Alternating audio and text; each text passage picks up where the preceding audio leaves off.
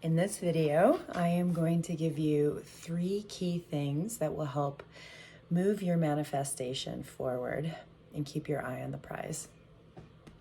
So I've been aware of manifestation for a very long time, since I was a child. And there are 3 key things that I have noticed throughout my life that have helped me and guided me towards the outcome that has been a desire for me to experience. And so the number one thing it's really important, especially when you are starting off learning how to manifest, to practice manifesting. So oftentimes people say, oh, you should practice trying to get a parking spot and practice, the concept of that. But I would say step it even back further and try to do something where you can experience even more instant gratification. So for me, as an example, I have a video that I talk about manifesting with a handstand, but doing something that is something that you've been practicing for a while. So it doesn't necessarily have to be a physical action. But what I like about with a handstand is that you get to witness your mind arguing with itself. You get to witness and observe your emotions grappling with the idea behind it. And so doing something where you can literally practice altering your words that you say to yourself and your emotions behind it. Also, using the tool of your imagination to think about the future, and you getting into a handstand, or you drawing a perfect circle, as an example, or shooting a basket into a hoop. Something where you can practice the imagination with the mind and your feelings behind it. Another thing I like to do is play with moving a piece of tinfoil with my mind. But all of these things are qualities that show you how quantum physics is working for you in real time.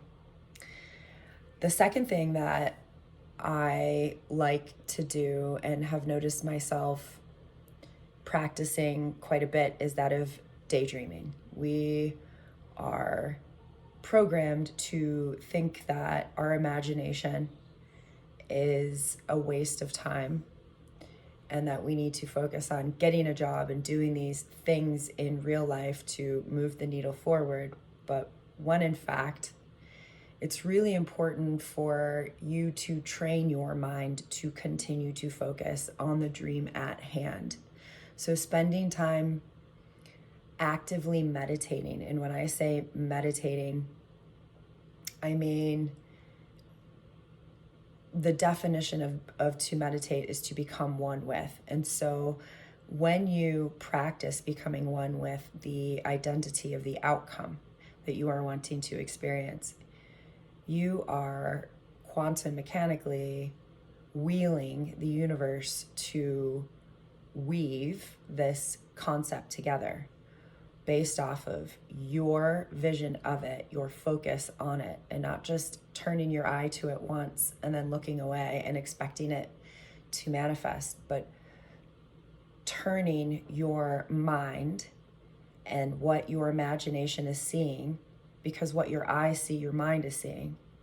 So going back from what you are visually seeing, closing your eyes and imagining visually what you are wanting to experience is one of the things that I like to do every single day. And really giving a cold shoulder to all of the disbeliefs, because what you're then doing is you're creating a higher probability of the outcome actually being experienced, because what you focus on expands. What you turn your attention to is where the universe is going to direct outcome to as well. And then the third and final thing, which I feel like can be the hardest or most challenging for those that are analytical and very logical, but yet are wanting to manifest. Also, those that have potentially experienced some sort of wound emotionally. Because the thing that I find is one of the key components when you are wanting to manifest, when you daydream, when you put your attention on something, is being led. And you can't be led if you are not listening or paying attention. And when you do pay attention, if you are not trusting where you are wanting to go or where you're feeling called to direct your attention to. And oftentimes manifesting is very scrambled. It's organized chaos.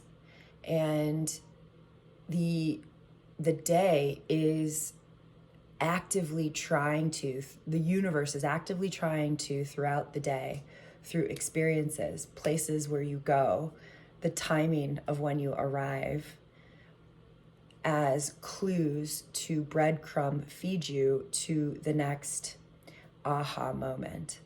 And oftentimes there are things that you will realize along the way that you wouldn't have been able to grasp in the very beginning of you trying to initially set the intention. Also, there are a lot of qualities around what it is that you are wanting to manifest when the idea and the excitement occurs and you start putting your attention into it. You do not foresee other obstacles or other minor details that you initially thought of or hadn't initially thought of along the way. And you, in many ways, weren't even supposed to, right? That might have been a detriment or inhibited you from even going for it. And so giving yourself permission to trust in your intuition, and all intuition is an extra ability to sense through hearing, seeing, feeling, knowing, tasting, all of those things. And when you do that, when you allow yourself to be led, being led naturally allows a vibrational element of being neutral.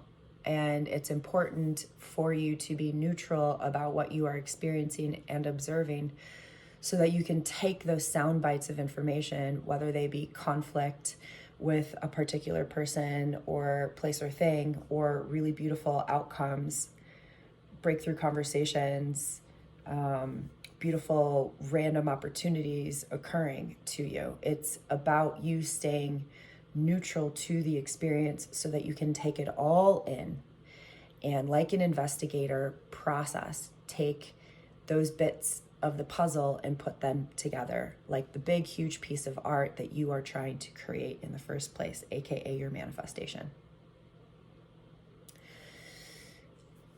So those are the three qualities that I find to be the most prevalent in when and how things manifest for me at an easier place and pace.